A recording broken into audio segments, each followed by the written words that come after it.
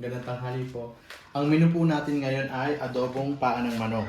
Meron po tayong paa ng manok, kalahating kilo, bawang, sibuyas, bechin, black pepper, soy sauce, and suka. Magigisa na po tayo. Kuha na po tayo ng langis dito. Pinagprituhan ko po kanina to ng manok.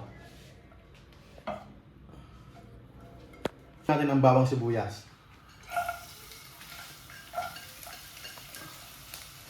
Pagkatapos po ng bawang sibuyas, lagyan po natin yung paa ng manok.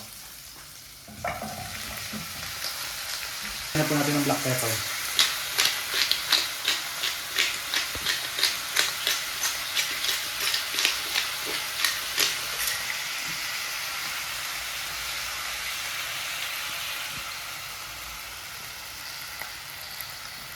Lagyan po natin ng Ajinomoto.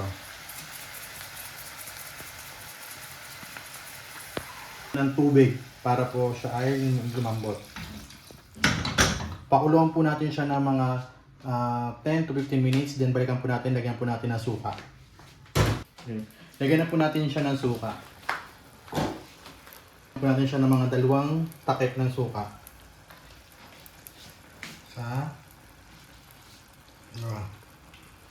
Then, lagyan po natin muna. Pakulan natin siya ng mga 5 minutes para goods na po siya.